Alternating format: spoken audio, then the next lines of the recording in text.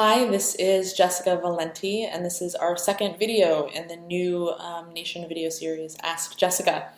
Is it just me or do her lips keep pulling to the side all weird? She kinda puts me in the mind of the talking horse, Mr. Ed. Hello, I'm Mr. Ed. Razor. That's mean. Kate, what are you doing here? I got bored. I feel lonely without Paul. I just know Timotheus Divine killed him. Now, we don't know that. She may have just castrated and emasculated him. When we find him, and we will, we may just have to call him Pauline. Oh Razor, don't say that. But the parts she may have cut off, they were his most important parts. Yeah, I know, it's a bit like if someone cut off your breasts. Yes, exactly. Hey, wait a minute. Now, don't get all emotional on me, I don't have any pampering with me. You are such a misogynist. And you're cruel. Why are you so cruel to everyone? Because the world around me is very stupid, and stupidity is a sort of asking for it scenario. Razor, you shouldn't make fun of Jessica. She may have a medical condition, and thus it's not funny. Why does it stop being funny just because it is rooted in a medical problem? Medical problems can be funny. Like, what if someone had Tourette's syndrome and they randomly spontaneously, such as when they are at a diner, stand on their head and yell pip pip pip pip pip pip pip pip pop goes the weasel tweet tweet tweet tweet tweet tweety bird tweety bird tweety bird. That shit would be funny, I think. Besides, I don't understand what this woman is talking about. That's because she is speaking woman speak. It requires another woman to interpret. In fact, I could interpret her words for you and translate them for your audience. Oh, and let me guess, if my audience likes it, you can totally help me out a bunch by doing a series? Of course, I wouldn't mind helping you out. What are friends for? Oh Lord, got to love women. They ride your coattails to fame and call it a favor. At any rate, what will your series be about? A woman will talk her confusing talk and I will translate it into guy speak. You mean like Sparky Fister's mansplaining series? No, nothing at all like Sparky's gimmick. Well, what's the difference? I have tits, big tit. Can't argue with that logic. Hi, this is Jessica Valenti, and this is our second video in the new Nation video series, Ask Jessica. So this week, I'm actually not answering one question from one specific person, but a lot of people asked me variations on basically the same question. It's a question I get asked a lot at college campuses. And it's basically, how do I convince my father, my brother, my boyfriend, my friend, my roommate, that feminism is important and that sexism is a thing and that it exists? How do I convince my male relatives that they are oppressive patriarchal bastards who should hate themselves, apologize to me personally for the alleged oppression of other women, and how the well-being of everyone with a vagina is more important than their own well-being? Also, how do I convince them that anything and everything is sexism? And generally these questions say, you know, this person is a good person, they see injustice in the world, they don't necessarily see it with women, they think that women in the US don't have it so bad that we should stop complaining. These people I want to turn into feminists. They are good people, they recognize suffering, they dislike discrimination and injustice. How do I convince them that I am a super duper uber victim, and how even though I am wearing diamond rings, and driving around in my sports car, at only 16 years old, and how I can totally call the cops on men and have them arrested for anything really. And how like boys fawn over me and buy me things, and then I get emotional and hit them, and they know they can't hit back, and so they apologize to me. Well, with all of that, how do I convince these people that I am an uber oppressed victim, like those little starving black kids in that country with all the flies? Because, when I am sitting in my air-conditioned bedroom on my iPod and painting my nails, I tell them that I am uber oppressed like the black peoples were, they just laugh at me and tell me to stop being so spoiled. How do I convince these people I am a victim and stuff, so that they will totally feel sorry for me and apologize for having a penis? So this is what I would say. The first piece of advice I would give is to make sure that you're not talking to brick walls. I think generally in most feminists' lives, there's always that person who's not necessarily interested in engaging, but they're just interested in pushing your buttons. Don't engage with that person. Think of that person as like a real life troll. If the person makes one good argument, and you don't have a comeback, don't worry, it's not that feminism is bullshit, it's just that he is a total asshole. Oh, he knows feminism is the one holy true path to God, He's just trolling you. I think that we should conserve our activist energy, which is a really precious resource, and really use it towards the people who are interested. Don't waste your time talking to people who can think for themselves or use common sense. Instead, just preach to the choir, that way you can feel smart. In having substantive conversations and debate. And for those people, I think what we can do is try to meet them where they're at. And remember, that not everyone you're talking to has read about feminism, has thought about these issues before, and that's okay. So one tactic that I like to use that I think can be useful is to try to use pop culture as an entry point for conversation. Because nothing says take my oppression seriously like vapid pop culture. But I think that starting there can be a really fruitful place for conversations. I would also say try not to get angry. And I know that can be a difficult thing when you're talking about such sensitive and important topics. It's very important not to get angry when people start laughing at your attempts to prove your oppression via pop culture analysis. But I think it's important to try not to put people on the defensive, because that often sort of shuts down the conversation, and they'll shut down and they won't listen to you.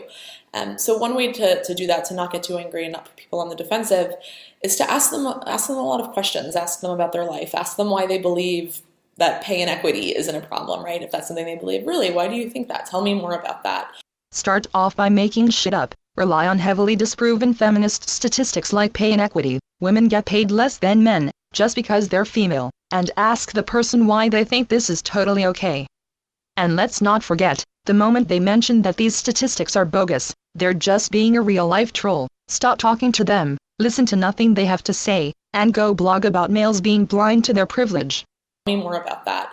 And the more that you ask people questions, the more they're going to feel listened to, and the more likely they are going to be to listen to you when you make your points. And oftentimes, the more you let people talk about why they believe something will click with you, and you're like, oh, okay, that's why they think that. And you'll find sort of entry points to make your argument and to make your points. Just keep listening to them try to answer your questions. Listen carefully for anything you can deliberately misinterpret as sexist, then call them out on it. Force them to spend the rest of the conversation acknowledging the suffering of women in an effort to not seem like a misogynist. Your points. And I'd also say,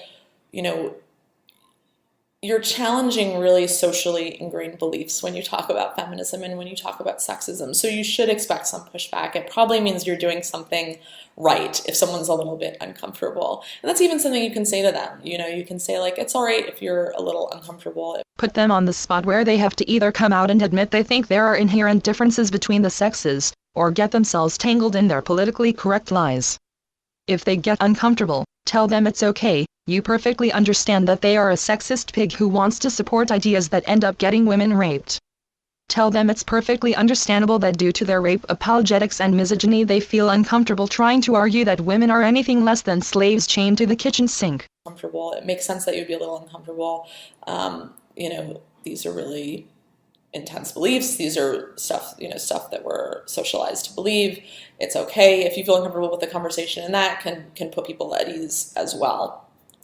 So the other thing, this idea that women in the U.S. don't really have it so bad compared to the intense misogyny abroad.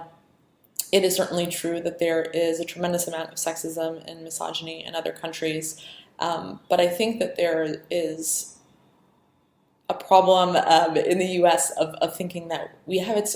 We're so much better than other countries. We don't have sexism here, like those poor women over there. I think that's really condescending, and I think that it's really untrue.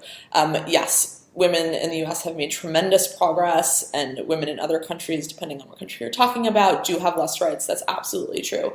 Women in third world countries absolutely do have less rights than women in first world countries, but the men in third world countries also have less rights. So what you do is totally acknowledge that women over in bumfucked Egypt totally have it bad, unlike in the US where feminism has given them rights. If you phrase it the right way and do it in a matter-of-factly sort of way, the message the recipient will come away with is women in foreign countries suffer like animals due to male sexism, and women suffer less in America as a result of feminism. That way the recipient gets it in their head that if they are against feminism, they by default are advocating third world living standards for us spoiled bitches in the rich white West. This is called a sleight of hand. It's how magicians deceive. Just be really careful some troll doesn't open his mouth and ruin your intellectual sleight of hand by saying, hey, the men in those foreign countries have it every bit as bad, often worse, than the women over there, and feminism's effect on first world nations had nothing to do with first world versus third world conditions. Again, this is why you should walk away from the disbelievers called trolls. They ruin our bullshit claims every time we open our mouths. But again, the key to a good victimhood tale, a good threat narrative, is to simply cut men out of the picture and make the subject all about women. If you only mention the suffering of women, it will appear as if only women suffer. Absolutely true. But fighting for justice is not a zero-sum game. And you can fight for gender justice and you can fight for feminism here while also fighting for it abroad. It's a good strategy to use the suffering of women in third world countries to justify the female supremacy in first world countries, while simultaneously using the iron fists of feminism in the first world to impose Western feminism on the third world. Abroad. You don't have to do one or the other, and that's okay. The last thing I would say is, you're going to have to realize, and this is sort of a hard lesson to learn, and it's a hard lesson that I had to learn, you're not always going to change everyone's mind, right? No matter how much effort you put into it or energy you put into it or how much you care about this person, there's always going to be someone who's just always going to think what they think. And sometimes you have to accept that, and that sort of sucks, but it is what it is. That said, even if you're not sort of changing their mind and shifting their position in a really explicit, obvious way, I do think that you are opening that person's mind in a way. So even if you feel like you're not making any headway with a particular person, I promise you that the next time they hear a rape joke or the next time someone brings up feminism or sexism, your voice is going to kind of be in the back of their head saying something. So, even when you feel really disheartened about your relationship with someone in terms of feminism and sexism, try to remember that the stuff that you say to them, the conversations that you have, do make a difference. Even if it's a small difference, it does make an impact. So thanks very much. You can't expect to change everyone's mind. If someone isn't already a feminist, or at least has the makings of a good feminist, like being a cultural Marxist, social justice guilt-mongering sort of person, realize you're probably not going to get them to buy into your bullshit. However, it is important that all of you out there continue your whining, your crying, your complaining, and your preaching. The more we bombard a culture with our rhetoric, the more it engraves itself into the collective subconscious. It's like a commercial. If you just say it enough times over enough years, people will start buying it. Hey, not bad, Kate. Well guys, what did you think of Girl Talk with Kate?